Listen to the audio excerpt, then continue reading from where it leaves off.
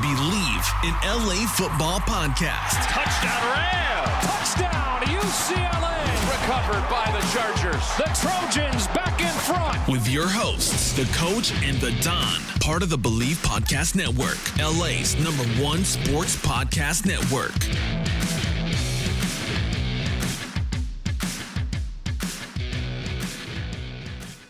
What's up, delegates, and welcome back to the Believe in LA Football Podcast with your host, the Coach and the Don, here on the Believe Podcast Network, Los Angeles' #1 sports podcast network. It's the only place with a show for every team in LA and more. Show is also brought to you by sportsaldente.com, your recipe for LA sports. Head there, use the promo code The Coach and the Don, and get 10% off any membership package. Coach, how are you doing tonight? I am doing well, buddy. How are you doing? Doing great. We had a great, busy, but awesome draft weekend. A lot of fun. Nashville killed it. We weren't there. We were here in LA, but we saw what an amazing time it was, and props to Nashville for setting records. And they had didn't they set the record for most actual live visitors as well as TV visitors or viewers?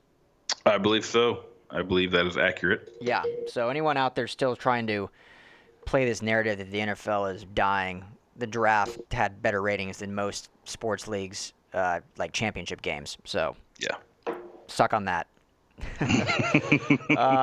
But yeah, we've had a few days to let it digest. A lot of people come out with their grades, their recaps, hours after. We wanted to let it digest a little bit. So now we can officially take a look at the Chargers and Rams draft and kind of break down and analyze and grade how they did. Obviously, we won't truly know until they actually put the pads on and play on the field. But what fun is that if we don't do it now? That's our job. Overanalyze and say that phrase again that Tony said. Paralysis by overanalysis. There we go. So we're going to do a little bit of that tonight. So Talon's going to kind of handle the Chargers. I'm going to handle the Rams. Real quickly, I'll just touch on each selection, and then we have a little different format we're going to go through, so we're not just boring you by going pick by pick to break them down. But for the Rams, traded back out of the first round, as was many expected. I believe we even said on this podcast we thought that was going to be the case. So they traded back. They took Taylor Rapp, safety out of Washington, in the second. With their next selection, they took Darrell Henderson, running back out of Memphis. More on that later. Then they took David Long, cornerback out of Michigan, to add some depth there. And then to address the offensive line, they took Bobby Evans, offensive tackle out of Oklahoma, as well as David Edwards a few rounds later, offensive tackle out of Wisconsin. So got two tackles to kind of learn and tutor behind Andrew Whitworth.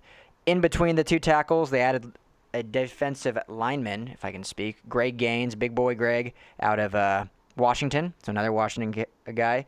And then rounding out the draft, they took Nick Scott in the 7th, safety out of Penn State, as well as Dakota Allen, who was a former Last Chance U guy from the Netflix show, linebacker out of Texas Tech. So those were the Rams selection. I thought overall very good draft. We'll get kind of more into their grades and stuff later, but I'll let you quickly run through the Chargers selections.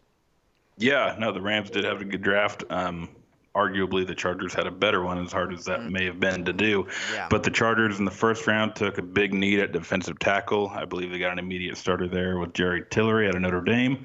Round 2, pick 60 toward the very end there. The first of a few safeties taken, actually.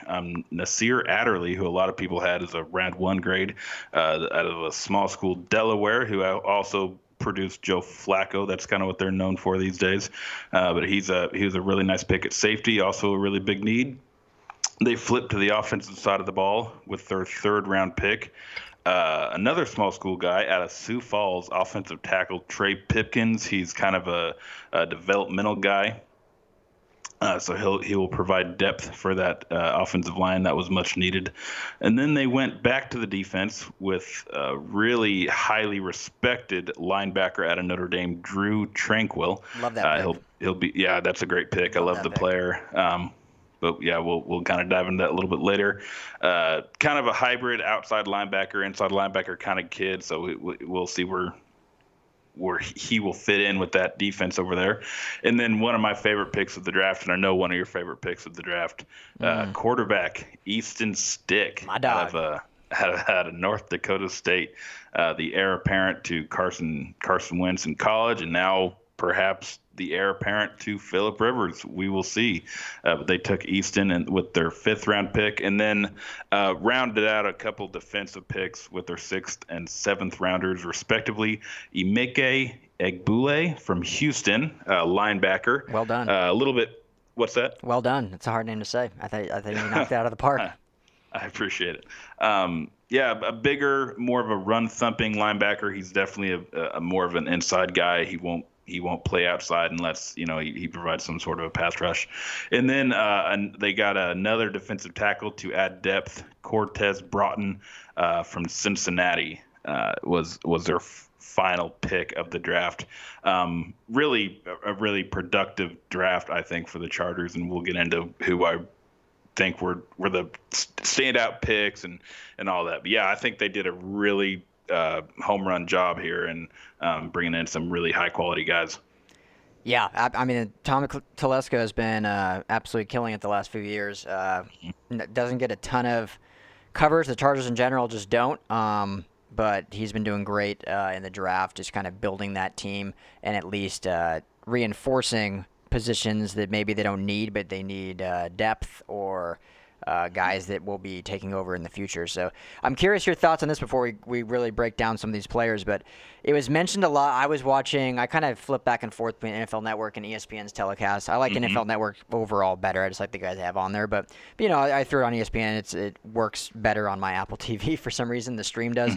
And they kept, when these quarterbacks were taken late, and I have nothing necessarily against this, but when Stick was taken, when Thorson was taken, some of the other guys were taken, they kept mentioning, and so-and-so team gets their quarterback of the future, heir apparent to starter, blah, blah, blah.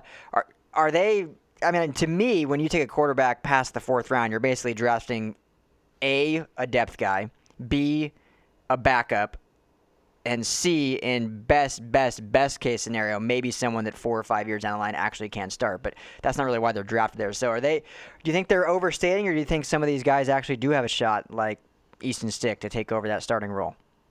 I'm sure some of them were overstated. I'm thinking, I don't even know how many quarterbacks were taken. Gardner Minshew was a late round pick. He's not going to be a starter. Yeah, exactly. There's a couple. And that was another one that they said, like, he could, battle Nick Foles and maybe take the reins one day. And I'm like, nothing against Minshew, but I don't think that's why they drafted him.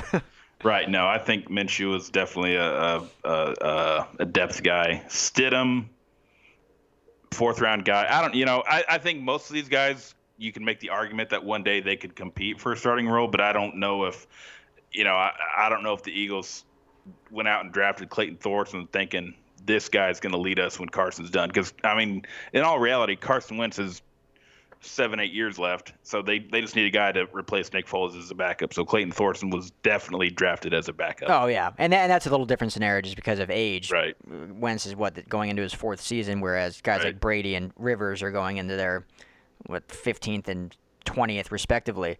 I don't know. I think when I analyze him, when I have my GM hat on, which I'm not a GM, I think if you're taking a quarterback 1st, 2nd, or 3rd round, that's drafting with the anticipation of potentially starting one day. 4th, 5th, 6th, 7th round is, hey, if this guy surprises everyone and starts, then I look like a genius. But if not, he's a camp arm or a backup or clipboard guy, and that's kind of why we drafted him. So I don't know. I was curious how they kept saying that. I'm like, I think you guys are stretching this a little bit. Good for the kid. We don't want to take anything away from the guy getting drafted. That's awesome. But I just found that interesting. Like a guy like Drew Lock, he was drafted to be the future quarterback there early in the 2nd round. I don't think Gardner Minshew was taken thinking, okay, he'll take over in 4 years when Nick Foles is not going to re-sign. Right. No, and I agree with you. And I don't know if obviously the round they're taking has a lot to do with it, but I don't think it has everything to do with it. Like Will Greer was taken in the 3rd round. Mm-hmm. He's not coming in to compete with Newton for a starting job. He's brought in to support him. He's brought in to be that backup, unless they're planning on moving on from Cam here in the near future, which I don't know if they're doing that. Yeah. But then you look at a guy like Trace McSorley, 6th round, definite backup. So Will Greer and Trace McSorley, to me, are coming in to do the exact same thing, back up the established starter, which is Cam Newton and Lamar Jackson. Yeah. But Greer was taken 3 rounds ahead of McSorley. So I guess you just situationally, and then also just where you value the guy, I guess. I don't think Will Greer is going to start at Carolina, and I don't think that's their plan for him. I don't think so, but yet they still took him fairly early on. I mean, he was one of the first ones taken. Yeah, he was. Was he the first one taken after Locke in the second? Because obviously, Daniel Jones, we won't even get to that. He was the 5th quarterback taken after the big 4.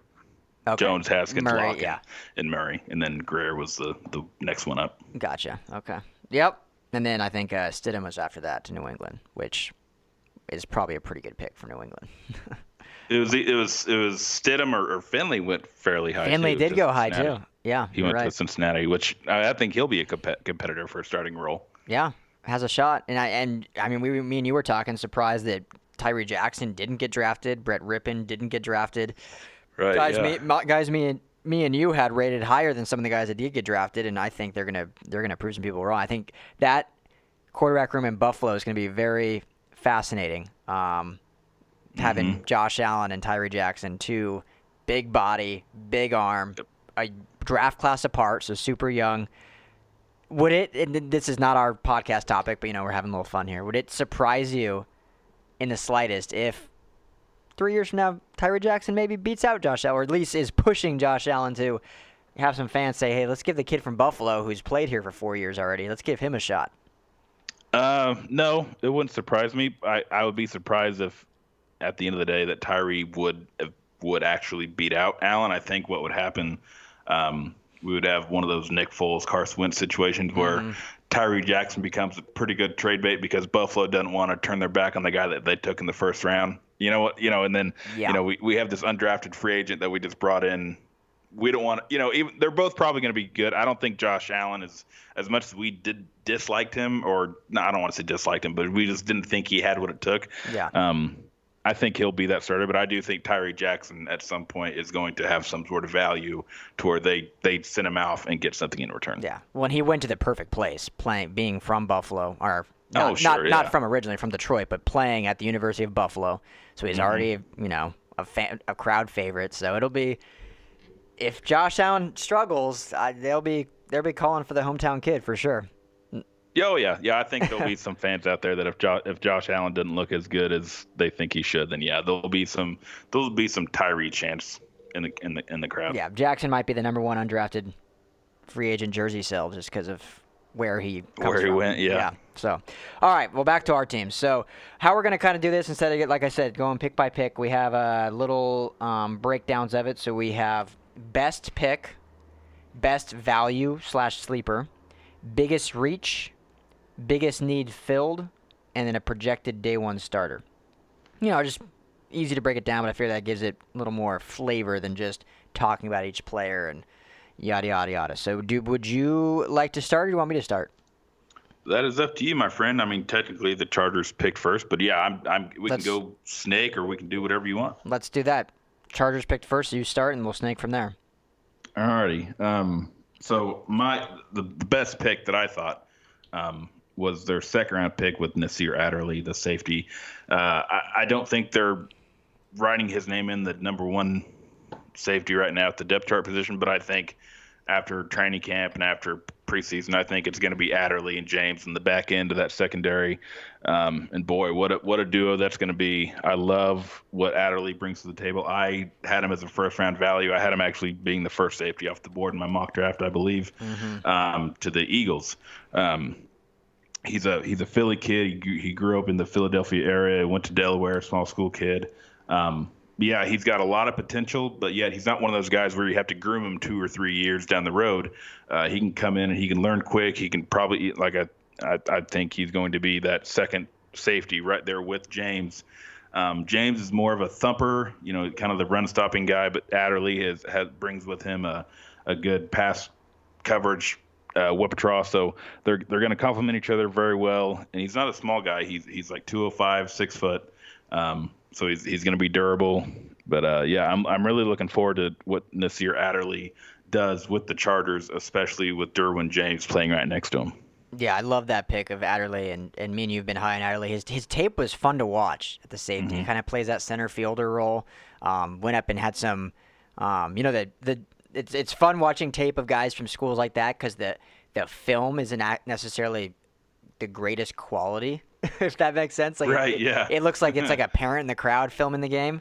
But he had some plays, interceptions in the end zone where he just went up and he plays great at center field. So the compliment, and you mentioned it with him and Derwin James, and it might not be this year, but 2 or 3 years down the line, are going to be a dynamic safety duo. And so they knocked it out of the park with that pick, just of how not only how good he is at the position, but just how compliment. Because that's what you want to find. You don't want two guys that play the same type of position playing next to each other. You want two guys that complement each other, and he'll do a great job of that. So love that Adderley pick. All right, my best pick. And it may surprise people, but I'm going to go with Darrell Henderson, running back out of Memphis. Obviously, the Rams have Todd Gurley. He was tremendous last year, up for kind of the MVP talks. If Mahomes didn't do what Mahomes did, it probably would have been Gurley for MVP. But there's that, it's probably overstated, but he has that knee, that arthritis, and we saw how one-dimensional the Rams were in the Super Bowl, as they only put up 3 points because of that. Obviously, they signed C.J. Anderson as a short-term option, and he had some great games, but he wasn't the long-term future for them. So they get an insurance policy. Henderson's a guy that in college just last season ran for nearly 2,000 yards, ran for 1,900 yards, had 22 rushing touchdowns. Probably the greatest statistic, and you can argue, well, he played in the American Conference, played at Memphis, but he had 8.9 yards per carry was his average. That is Can't teach that. Yeah, that's insane. So DC has not the greatest vision, which was probably his knock coming into the league, and that's where he'll definitely need some tutelage and some coaching. But learning from one of the best, and Todd Gurley. Todd Gurley's tremendous vision, so he'll learn for that. Obviously, he has a great offensive line. So if he gets in the open field, though, he's a definite threat. So when you take a second-round running back and you have probably arguably a top 3 running back in the league, now I think the highest paid running back in the league as well, it can be seen as head-scratching. But I think just having that 1-2 punch, especially in today's NFL, and especially how we saw the Rams drop off when Gurley was injured or not playing like himself. And so having a guy that can come in and be the bell cow if needed is huge for this Sean McVay offense, and to really help Goff play how Goff can play. Because Goff, people can call him assistant quarterback, people can call him an elite quarterback. I think he's a little in between that, but he needs a complement running game, and they did not have that in the Super Bowl, and he was not able to carry it on his own. He's not an Aaron Rodgers. I don't think anyone would argue that. So he needs that running game, and I think Darrell Henderson, while he's not coming in to be the starter, he at least backs up Todd Gurley and adds another presence in that backfield. And he could see, 10 to 11 carries a game. Wouldn't shock me. So I like the pick. Great value, especially I think a lot of people had him as 1 or 2 running back out of this class, and so they're able to get him late in the second round. So Darrell Henderson, running back out of Memphis. I like it. Yeah, definitely good pick. He did go in the 3rd round, though. He was not a second-round guy. He's a 3rd-round guy. Thank you, yes. But which even makes his value even higher, though. Yeah. Because he was definitely up. He was definitely a top 3, top 5 running back across almost all boards. And I saw him a few number 1 running back. So definitely a good grab. He should be fun to watch in that Rams backfield, no doubt about it. So I can definitely understand why you would view him as that best pick for the Rams. I probably wouldn't disagree. Yeah, and with Malcolm Butler only signing a 1-year, tender, he'll probably be gone after next season. So then he'll kind of be the flash to Gurley's sizzle, whatever you want to call it. Right. shake to his bake. I don't know. So shake to his bake. I like it. All right, sir. Best value for the Chargers. Chargers always get value in the draft. They're great at getting value. They are. They're very good at getting value. That's kind of been Teleska's saying. And I kind of went through a few different names. I really couldn't decide who to go to. But I got to stick with Adderley. The fact that they got him late in the second round, almost into the third, and a lot of people, including myself, I think you too, had him as a first-round grade. Man, that you can't beat that when you're sitting there at the bottom of the second. And I don't know if they anticipated him falling to them, or I mean, I know at that point there was kind of a run on safety, so I don't know if they had someone else pegged because they just thought he wasn't going to be there. But he falls into their lap, and they're like, all right, let's bring in this kid. So now they got a first-round talent in the late second, almost third round. You can't really beat that value, in my opinion. Yeah, absolutely. And we already touched on what he's good at and great. But yeah, great value, and he'll come. Do you think? Let's ask this. Do you think he'll definitely play in some packages this year, no doubt. But do you think he becomes the starting safety long-time James, or do you think it'll be a year or two before he truly, barring any injuries, is truly that role? No, I think he'll get into that starting role probably either the third or fourth preseason game, and then I think opening day he'll be the guy. He'll be the guy. All right, I like it. Next to James, he'll be the guy next to James. Yeah. Yes, and that's a good backcourt right there. Yeah, and it's only going to get better because they're both really young. Yeah, second year in rookie, and they're like, we're that excited about it. Yeah, if you're a Chargers fan, you should be stoked on what they did. So, best value for the Rams. Again, this was a guy I was arguing with myself to put him as the best pick, so I had to go value. And I probably have him graded a little higher than some people, but I'm going to go with Taylor Rapp, safety they got out of Washington. We kind of had the privilege, but also the benefit of, since we mostly or primarily covered the Pac-12, getting able to watch Rapp a lot more than maybe other analysts or scouts did, because we watched pretty much any Washington game. And Rapp is just a solid safety player. He's runs downhill.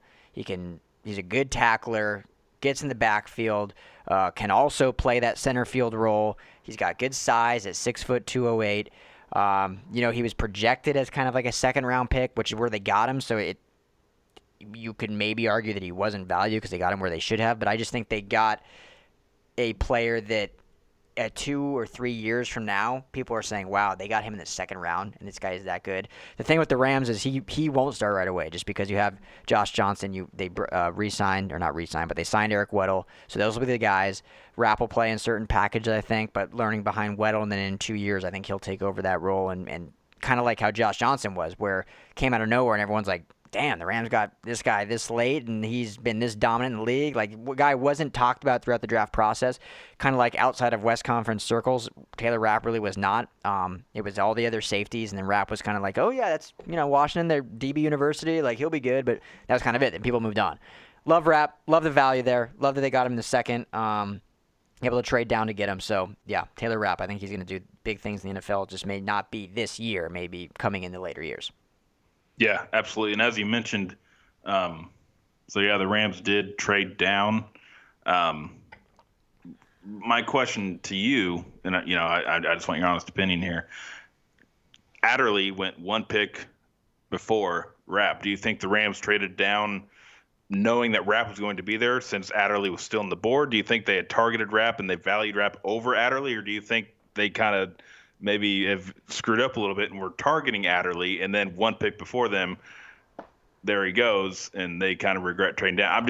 I'm just curious as to what you think about that. That's a good point and a good question. I think because we both had Adderley as higher grades, I did as well, and so I would have, if Rams fans out there would have been ecstatic with Adderley, but if you're really looking at it from the lens of maybe a coach and a GM, maybe a Wade Phillips, Adderley, to me, his game style is a little more similar to that of Josh Johnson, whereas Taylor Rapp kind of plays a little differently, and maybe we'll be able to complement a little better. So did they trade down wanting Adderley? Maybe.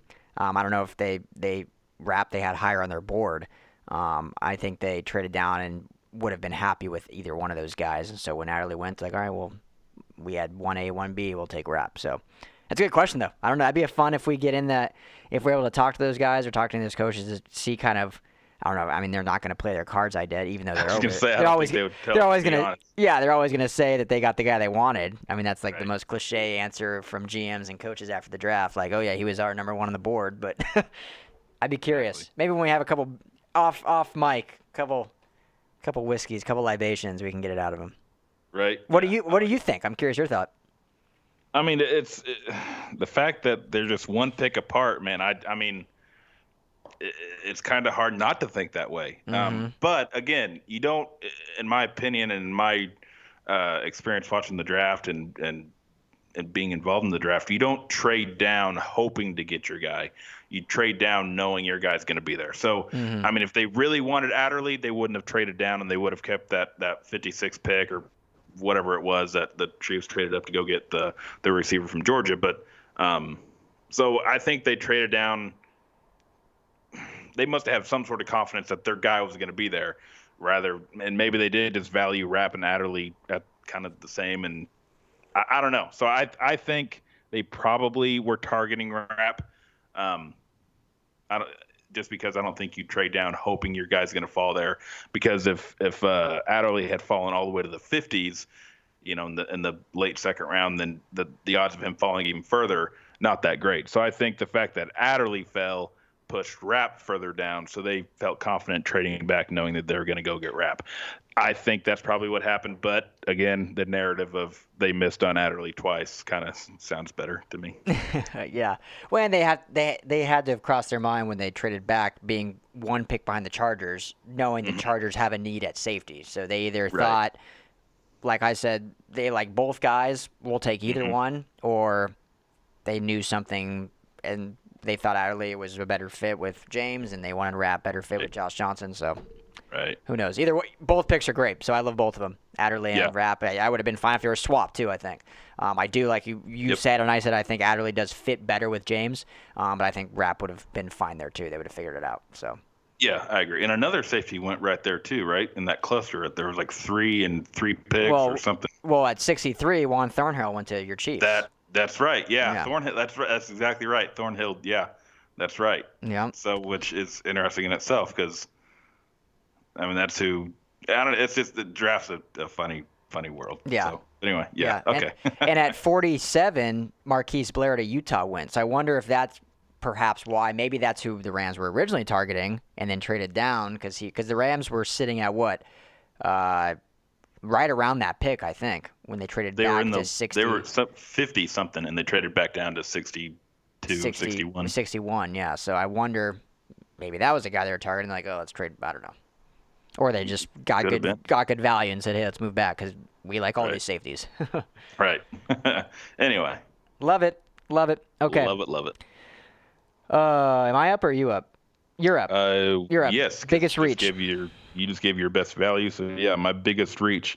Man, I put a couple of them. I doubled up here, and I'm just gonna say that I don't think any of these guys that the Chargers took, in my opinion, are a big reach, because I think all these guys are actually really good football players. I think they got solid value for each one, and I wouldn't be surprised if every single one of these picks are there this year and beyond.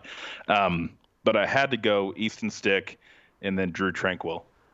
Easton Stick, just simply because, I mean, they went out and got him, fourth round? I mean, I think a lot of teams probably had this. No, they got him in the fifth round, sorry. Fifth round, yeah. But I had him projected as a fourth round. Yeah, I know we really liked him. So apparently NFL circles had him highly rated, but most of the media outlets had this guy like priority free agent, maybe a seventh round pick. Like they had him far down on their boards and valued very low. So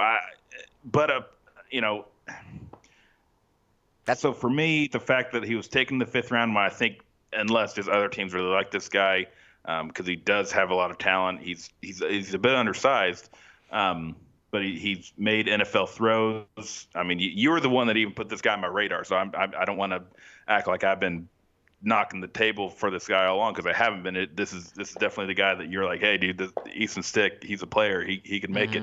And then after we did his profile, I was like, yeah, I see what you're saying. Yeah. So I had to put him on reach just because most of the world, draft world, had this guy rated fairly low and going undrafted, and for him to go in the fifth round, not even like the final two rounds, I had to have him as a reach. I mean, it makes sense to to have him there just with the value that he was listed at, and I would say 95% of media outlets. And then my other guy that I had with him was Drew Tranquil, the linebacker out of Notre Dame. I love him as a football player, I love him as a leader, great high character kind of guy, but 2 ACL tears. He's struggled to stay on the field. Not the most athletic guy on the field, but again, he's got heart and he's got a nose for the football. I would call him a football player, not an athlete. But again, the injury history, it's just too many question marks as if he can stay on the field or not. In a fourth-round linebacker, yeah, you're looking for a depth guy, but also you're looking for a guy that's gonna give you good time and solid minutes and be a backup you can rely on if needed. And Tranquil, I hope he can stay healthy because I love the kid. But again, I think he's a pretty good reach just given the injury history and the question marks surrounding his health. Yeah, you make very good points. I'll start first with Tranquil because I think we're in the same boat. I just love watching his tape, love watching his film, love his heart. He's one of those. I feel like so many of those Notre Dame players are just like hard-nosed. I know it's such a cliche scout term, but bring your lunch pail to work, grind it out. That's Drew Tranquil. But considering the injury history and considering the luck and injury prone players that the I'm calling Siri apparently. The injury history that the Chargers organization has just had in general.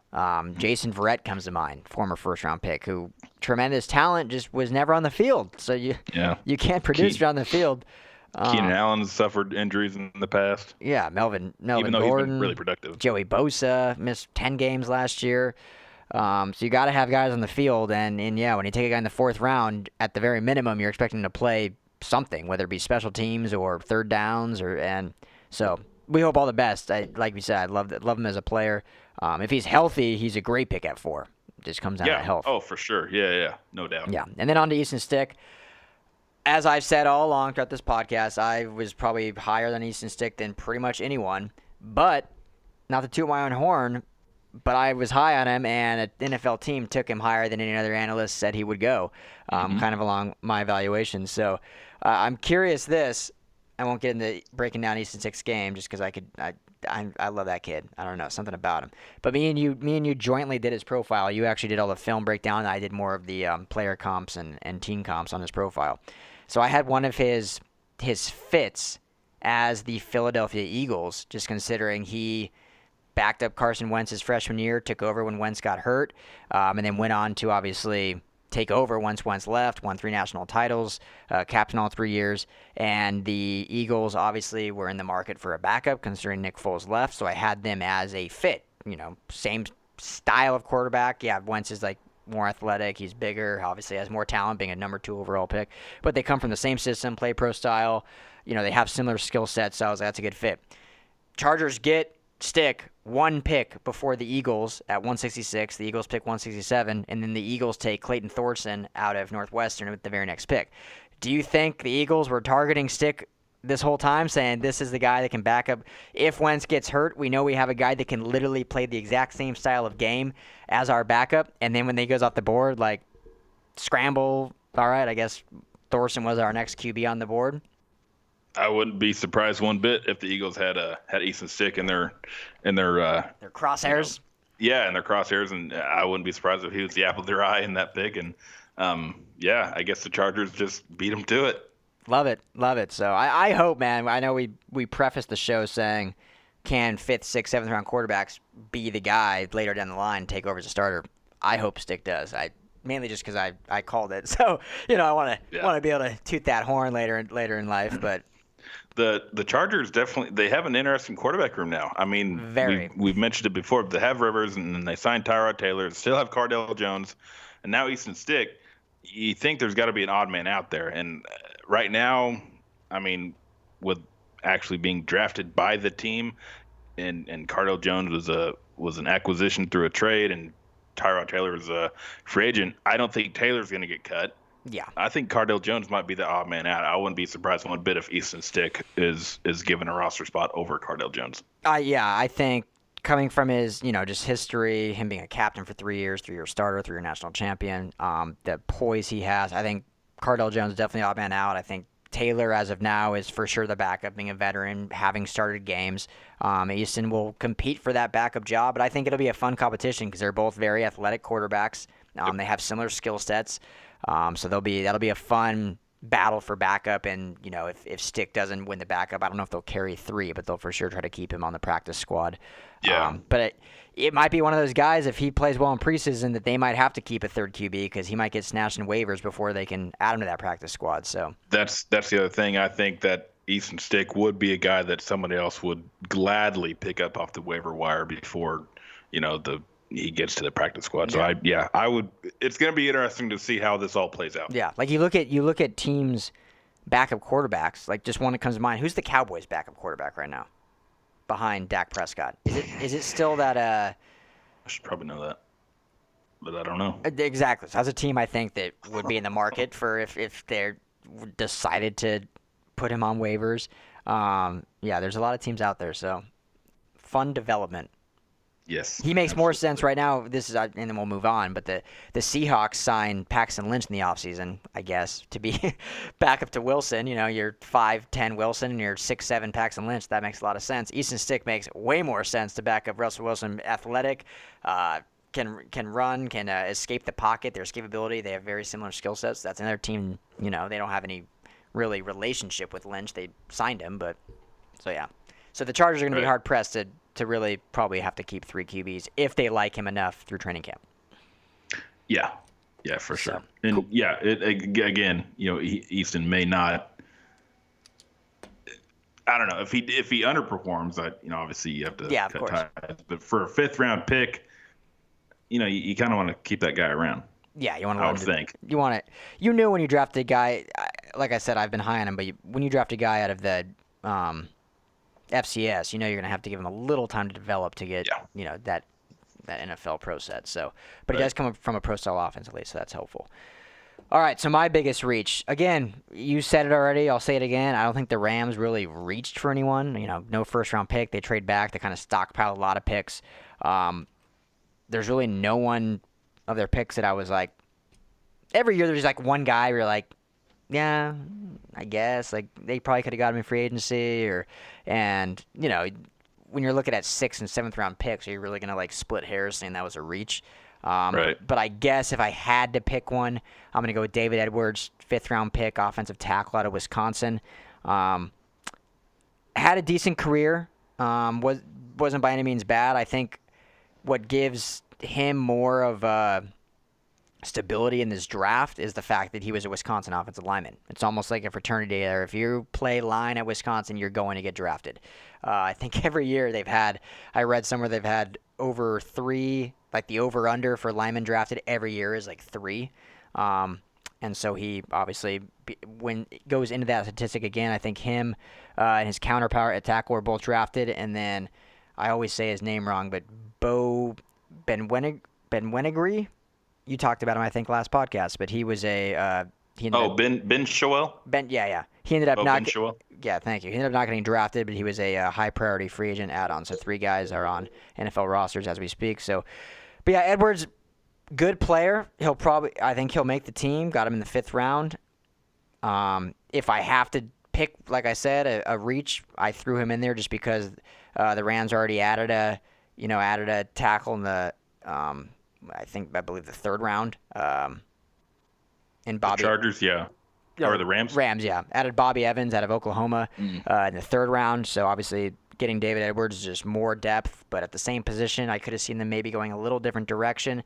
They need more interior help, and maybe they think Evans or Edwards can slide in there and play that guard or even center position. I don't necessarily see those 2 moving in. I think they're more in that tackle repertoire. Maybe Bobby Evans, but I think David Edwards is more of a tackle-minded player. So that's why I think at that 5th round they could have gone more interior. Is it a reach? I don't know. But out of all their picks, I would say David Edwards. But hey, wish you all the best. I hope he does great. Proves me wrong. But that's my quote unquote reach for the Rams in 2019 draft. Yeah, out of all of them, I would probably throw Edwards in there. He'll be out of those 2. definitely see Bobby Evans moving inside more than Edwards. I think Evans is a better fit for guard than Edwards would be. But yeah, I can see why Edwards would be your reach there for sure. Absolutely. Yeah. Fun fact, though, and you knew this, but for those listening, Edwards was a high school quarterback that played in the Veer system. If you don't know what the Veer is, remember the Titans. They run the Veer. And then at Downers Grove North in the West Chicago suburb, and then moved, went to Wisconsin where he was a tight end, and then obviously put on a good amount of weight and grew in stature, and so they moved him to tackle. But it's kind of a fun football trajectory going from high school quarterback running the Veer, which is a very athletic running style offense, to being one of the big boys in the trenches at tackle. Yeah, for sure. That's you don't hear that a lot. You don't hear of a lot of ex-quarterbacks moving to play left tackle. Right? Yeah. Like when I read that, I was like, tackle was a tight end? Like, dude, I'd have some – if I was like Andy Reid and I got this kid, I'd have some weird sets having him like do some random, like Dontari Poe jump pass over the offensive line. Yeah. Who knows? Maybe we'll see a tackle option. There you go. Sean McVay, make it happen. I love it. I did my biggest read. So my biggest need filled. Yes. So for the Chargers, I went with Jerry Tillery, their first-round pick out of Notre Dame, the defensive tackle. So they lost, and I know you love this kid. You were hoping that they would bring him back, but Darius Philon left. I forget who he signed with. I want to say maybe the Seahawks. Don't quote me on that. That's probably not right. But so they needed somebody to come in and replace Philon's production, replace his minutes. Cardinals. I think you're absolutely right. Sorry to cut it, but I think you're 100% right. But they had Justin Jones from North Carolina State. He was a rookie last year. He would have been, okay, and he may still compete. But I think right now Jerry Tillery is your starting defensive tackle. He's going to step right in where Darius Philon left. So with that need filled, I think Adderley, he's going to compete with Tommy. He's not a absolution at starter. I mean, Adrian Phillips is there at safety, and obviously we've spoken about Derwin James, but Phillips has some starting experience. And Adderley is, he does have some grooming to be done, but I do think eventually. But right now, I think Tillery is already written in at number one on the depth chart, and I think defensive tackle was more of a pressing need than safety. So to go out and get Jerry Tillery and get an immediate day one starter with your first pick in the first round, I think that was a really good pick by the Chargers. Yeah, no, I love it. Tillery, was hanging out his draft party in Hawaii when he got the call. Gotta love that. Any guy that's down in Hawaii. But no, I like the pick. Had productive career at Notre Dame. I think it was overblown, but there was people talking about character issues. Had some Ndamukong Suh like moments in college. I remember the game against USC when I think he kicked someone's helmet. I don't want to downplay that. That's obviously dirty play. You don't ever see that. But I think his freshman or sophomore year has really grown from that. I think he is deep down a good kid. Hasn't had any significant off-field issues other than that. So it was kind of funny. Our contributor Dan Wade, shout out Daniel Wade if you listen. But he did a 4-round mock draft for the Chargers pre-draft, and he had the Chargers taking Tillery in the first round. And I got there was some Twitter back and forth about a guy saying, why do people write about the team if they don't even know how the player, how the Telesco drafts or whatnot? The Chargers will never in a million years take this kid because of character issues, and sure enough, they take him in the first round. So shout out Dan Wade, nice job on getting that pick right. But yeah, you hit the nail on the head. He'll probably be a day one starter, slide right in and have good production, and he's got a great defensive line to play on. So that's only going to help his maturation process into the pros. So and they needed to fill that need, losing I think 2 defensive tackles in free agency. So that'll definitely help. Like the pick though. Yes. So you had biggest need filled, and we can just knock two birds with one stone. Probably your projected day one starter, obviously. Yeah. So I had Jared Tillery and Nasir Adderley as the projected starters. I think the rest of these guys are depth guys. I mean, Pipkins is a project. I don't think he'll. I mean, I know that right tackle spot is a really big need. I mean, Tevy is. I mean, no offense, but there's a lot of other guys you'd rather see starting at right tackle than Sam Tevy. So I don't know if Pipkins is a legitimate threat to start there. I mean, maybe he'll surprise some people, but I think he's a feature guy. I mean, Broughton, the late round guy, he's depth. The two linebackers are going to be depth. So yeah, I think Adderley and Tillery, definitely Tillery, but Adderley, I think when it's all said and done, I think he'll be one of those starters on day one as well. Yeah, I agree. I agree with you there 100%.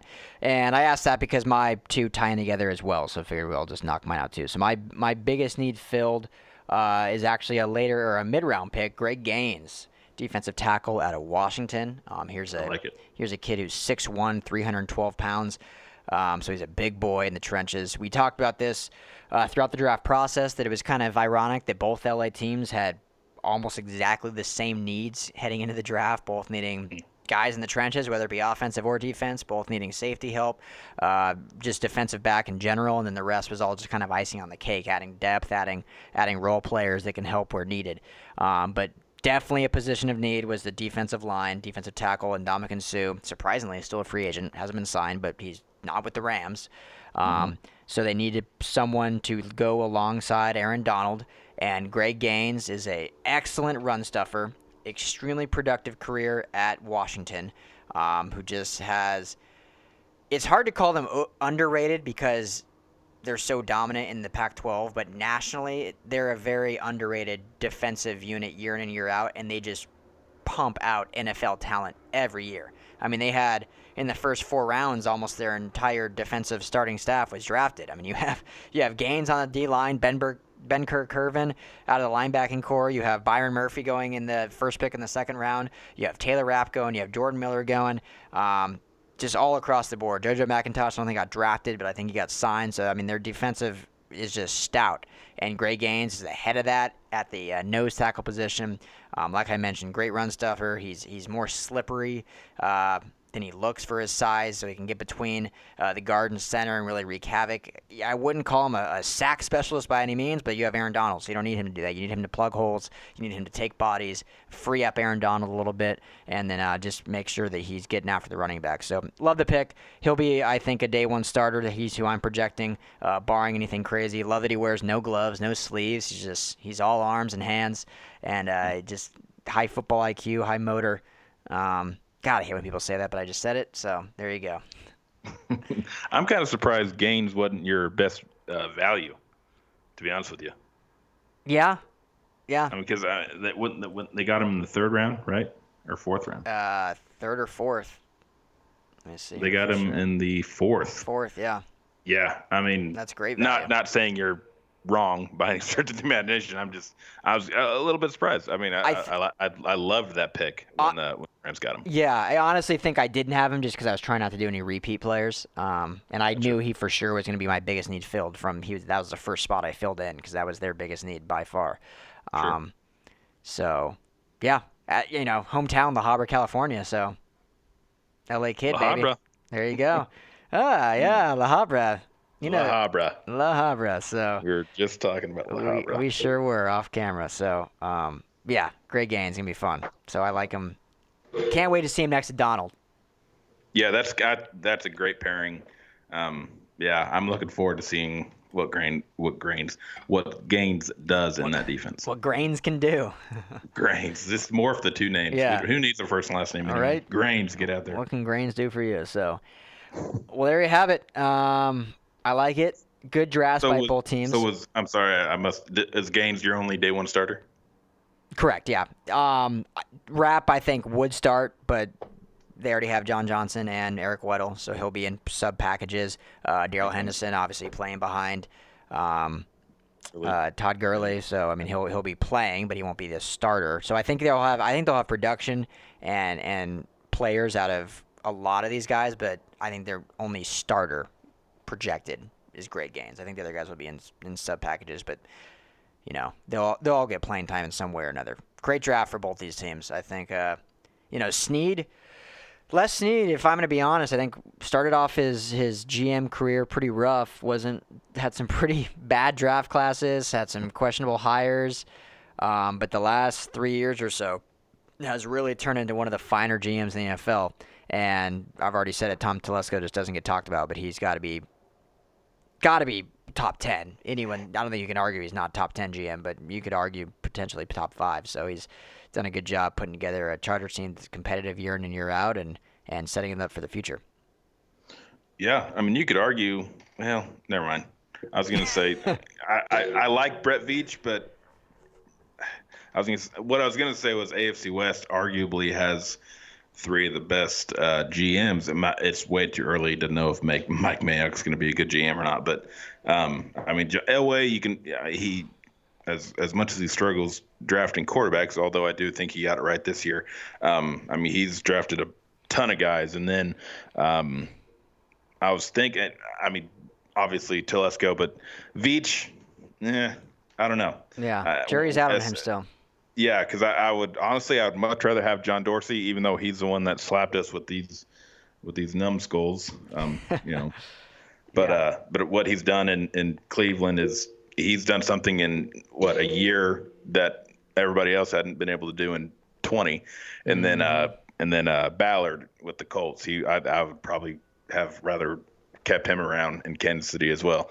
But I mean, not to say Veach is bad, but out of the GM candidates we had, Dorsey, Ballard, and Veach, I think we probably kept the wrong guy. Yeah, it's crazy to think that all 3 of those guys were in the same department on the same team. Pretty wild. Yeah, and it's a bummer. And jury's still out. I think Veach hasn't been bad by any means. No, he hadn't been bad. It's funny because a bunch of my friends back home, and I know for a fact they listen to this podcast. So shout out to my boys back home. Shout out the area. What's the area code? Give it a shout out. The old 816, baby. Shout out 816. Shout out 816. But yeah, I know one in particular is just so fed up with Veach already. He was always on the fence, even when we brought him in. Yeah, he is just so anti Brett Veach now. It's almost laughable just how much he can't stand that guy and how much he wants to see him go. Yeah, I know he hates the fact that Ballard is in Indianapolis. Yeah, I mean, it's tough. It's funny because I have buddies too that are just at this point so anti-Elway, and I'm kind of the opposite. I'm like, let's look at the body work. Let's really break it down. I think you're the same way. I mean, the only argument you need for now is Brett Veach drafted Patrick Mahomes. So I mean, you can ride home with that for a while, but it would be a little frustrating knowing what Chris Ballard's done in Indy and what John Dorsey's done in Cleveland, and being like, man, Veach knocked it out of the park with Mahomes, but other than that, I wouldn't say questionable is a strong word, but it's definitely It's just his drafts I'm not sure about yet. I mean, obviously he had eyes on Mahomes all along, but I mean, his drafts have been. We'll see. There's only been 2 under Veach, so there's a lot left to learn. But I do like his free agency moves. I mean, he's brought in solid free agents. He went and got Ogba from Cleveland. He went and got Alex Okafor from. I know we're completely off topic now. We're just talking about the Chiefs for some reason. That's okay. It's football, baby. He went out. He went out and got Alex Okafor. He signed Bashad Breeland, probably 2 or 3 years too late. But I mean, he went out and he made the Alex Smith trade that clearly the Chiefs won, and he traded for Reggie Ragland, which, I mean, now he's not a scheme fit, but he went out and got a linebacker from Dallas who's going to step in, and he's done good things. So, it's the negative. It's the big things that you question. And I know people are going to look at that Frank Clark trade, and I think that's the biggest thing now that they look at, and they just tilt their head and shake and scratch and say, what? Because, I mean, you let a guy like D Ford go, Justin Houston God, I'm going off on a big tangent here, but that's all right. That's all right. Hey, all you got to say is you guys were 1 game away from the Super Bowl last year, so until things go real downhill, you can have some faith in that. I do, and I'll end on this. I do think the Chiefs defense got a hell of a lot better. They couldn't have gotten much worse, but they got a hell of a lot better with their free agency acquisitions and their coaching changes. So I'm optimistic about what we're going to do. I do think we're going to be fairly good this year. Okay. And to all of our LA football fans, I'm sorry. I haven't talked Chiefs football in way too long, and apparently it was just waiting to get out, and I can't even control it at this point. It was simmering. Well, before we end this show, then, so you think truly the defense has gotten, obviously adding the Honey Badger, you let D Ford go, you replace him with Frank Clark.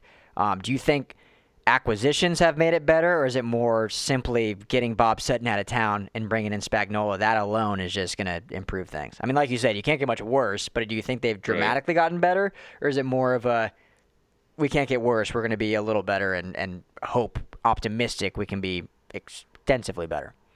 Right. I think it's both. I mean, I think the first step was to make a change at the defensive coordinator spot. Spagnuolo has a great reputation. He has a great history with Andy Reid. So I think that was a no-brainer there. So that was the first step, and I think we would have been better regardless. But we had to get Spagnuolo guys in there. I mean, Houston wasn't really a fit, and he was costing us a lot of money, not producing what that money is supposed to be for. And then D Ford, a lot of people were questioning his scheme fit.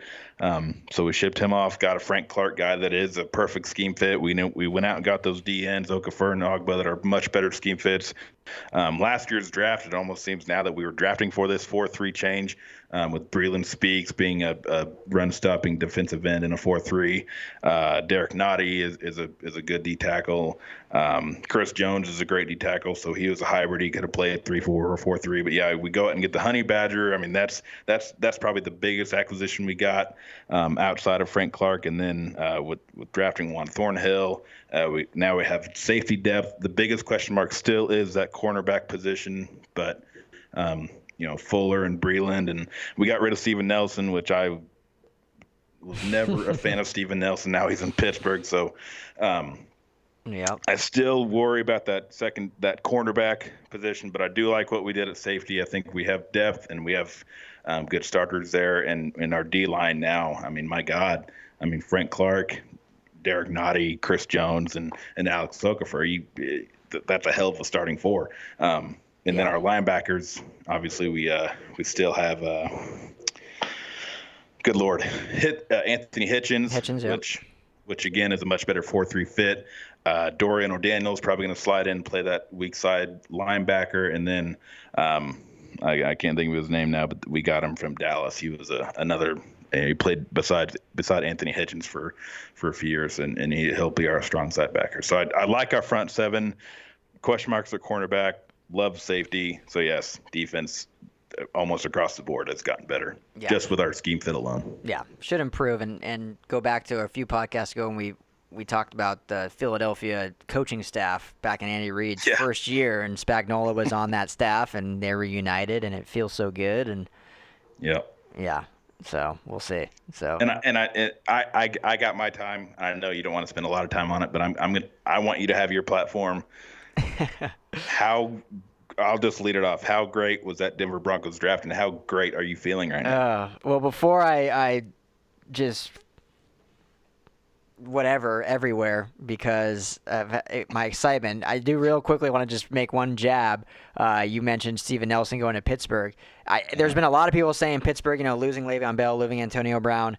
They're still the team to beat, if so, which is crazy to me, in the AFC North. I don't think they are by any means. I think you have the Browns, you have Baltimore, and even Cleveland's going to be not. I already said Cleveland, and even Cincinnati is definitely the fourth team, but they can still compete.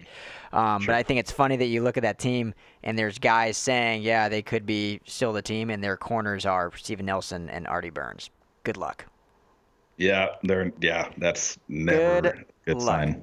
When you're upgrading your position by signing Steven Nelson, that's not a good sign. And Artie Burns, you're declining his fifth-year option, and he just has not amounted to anything yet. So, Anyway, I digress. But yeah, my Broncos. I try really hard. I say all the time, I try to be unbiased, but I couldn't be more thrilled with back-to-back drafts that they've done. Obviously, trading back and getting Noah Fant is a great. Essentially, it's a position of need. We have a deep tight end room, but just no one can stay damn healthy in that room with Jake Butt and Jeff Hireman.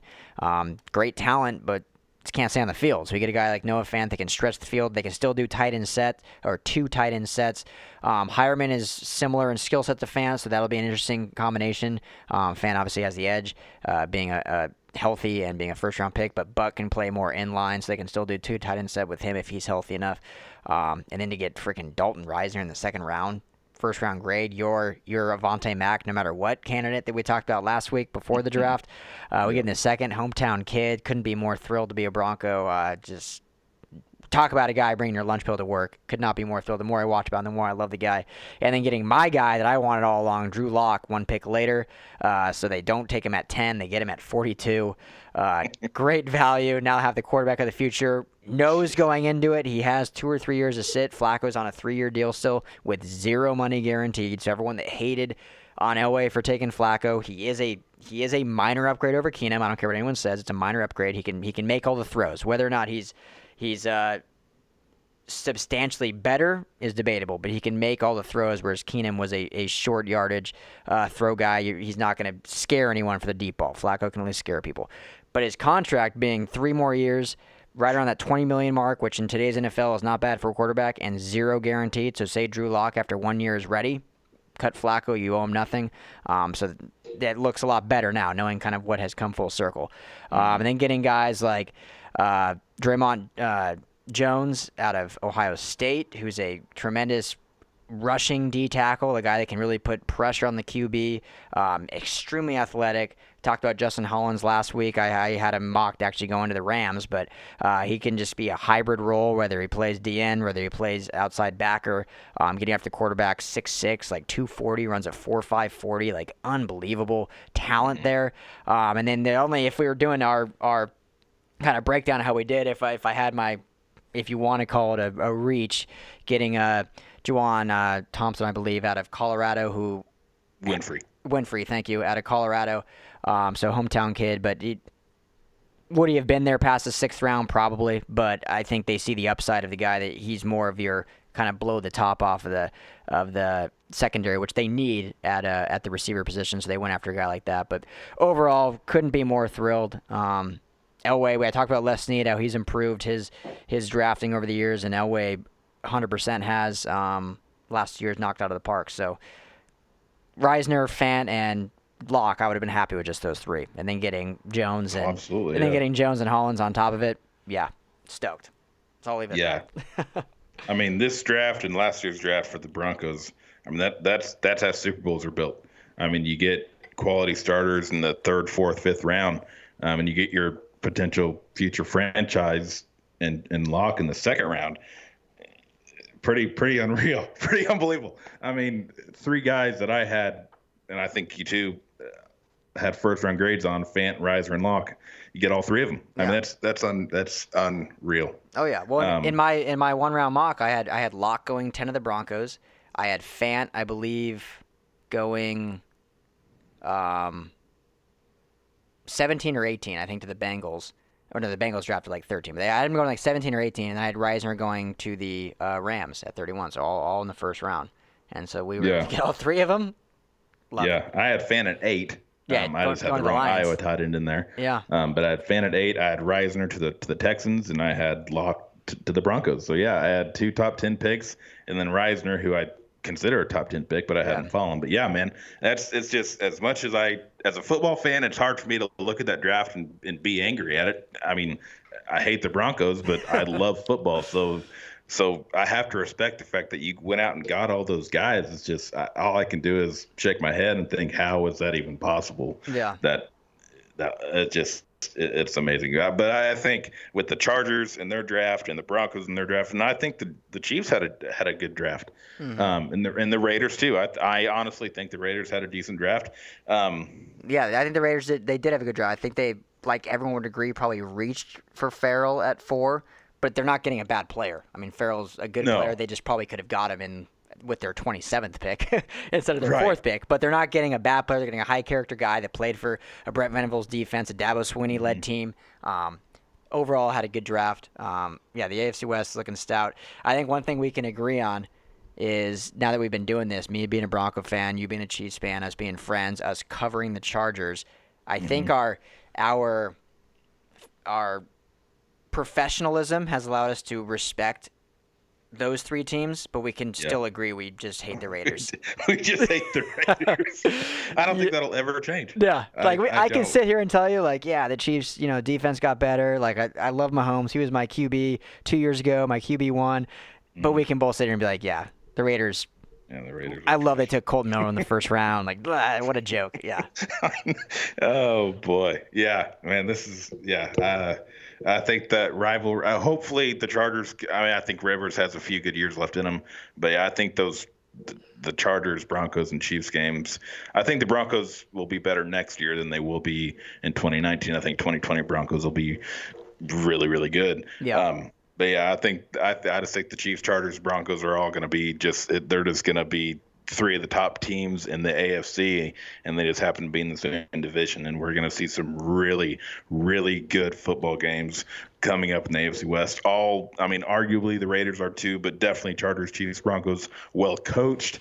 They have great coaching staffs, all 3 of them. They have great players. They have great fan bases.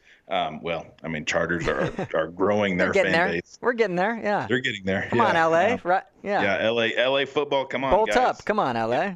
Get behind the Chargers because you have a great team. You have a Super Bowl caliber team, and they're going to be playing in some really fun games against their division rivals and conference rivals. So it's we have a lot to look forward to. Me as a Chiefs fan, you as a Broncos fan, and us both as honorary Chargers fans. The outlook is really looking good for 2019, especially after these strong drafts. Oh yeah, and we may see in 2024, Easton Stick, Drew Lock, and Patrick Mahomes, all the top 3 quarterbacks in the AFC West. That'd be wild, and of course, I mean, Rams coming off a Super Bowl and then having a really strong draft, filling needs, and it wouldn't be shocking to see the Rams go back. A really strong NFC though. I mean, you gotta like the Saints. Packers I think they might go through some growing pains with their new coaching staff, and we'll see there. But and Seahawks are going to be good too. But I think the Rams are still one of those top 2-3 teams in the NFC, and did a good job. Wouldn't be too far fetched to see them get back to the big one. Yeah, that Week 2 matchup. We'll be at, I think, for sure, that Saints-Rams Week 2 in LA. Boy, that's going to be a crazy atmosphere. That's going to be fun. A lot of fun. Yeah, we'll be there. Can't wait for that. So, yeah, LA football, a lot of good stuff. I'd be remiss if we didn't at least mention before we sign off here, Chuma Edoga getting drafted in the 3rd round. Shout out to him getting drafted early to the Jets, right, I believe? Yeah, I think you're right. I think he did go to the Jets. Yeah, so awesome for him. Cameron Smith going to the Vikings. Porter Gustin ended up, surprisingly, I know I'm surprised, didn't get drafted, but he. I'm not gonna lie, I'm not surprised by that. No, yeah, we were a little different on our analysis of him. I was never very high on Gustin. Yeah, but he ended up walking on to the Vikings, right? No, Bears. I'm not sure where he ended up. I think it was the Bears. Yeah, I think it was the Bears. But Marvell Tell went to the Colts. Eamon Marshall, I believe is how you pronounce that, went to the Ravens. Like that fit there. So 4 USC guys got drafted, and then Mr. Irrelevant, man, the guy we both love out of UCLA. Yeah. I can't believe he's Mr. Irrelevant. I think he should have gone much earlier, but the tight end out of UCLA, my God. Caleb Wilson. Thank you, Jesus. Yes. Caleb Wilson, Mr. Irrelevant, going to the Cardinals. And he's going to turn some heads. He's going to surprise some people. I think for sure. Yeah, he's going to be productive, especially in that offense now with Kingsbury and Murray and those receivers they got now. That they'll be a fun team. I think they'll be a fun offense. So yeah, it's cool to see guys that, from right in our backyard make it to the league and achieve their dreams, and it's going to be exciting to start this process all over. And see the next crop of USC, UCLA players and see where they might end up. And it's so much to look forward to. I feel like the draft is like the bow where you just wrap it up. The season's over. You look, 2019 or 2018 is now completely behind us. Mm-hmm. Now we can look forward and really start preparing for the next step and looking ahead. And The offseason doesn't start at the Super Bowl. The offseason starts after the draft. Now it's the offseason. We have mini camp. Yeah. Camp at the end of this month. OTAs. Then we got training camp, obviously, in August. So we'll have some fun stuff in the offseason, though. LA football, as we cover. We'll do, we're bringing back Jersey Beer Run for those longtime listeners. We got to finish that series up.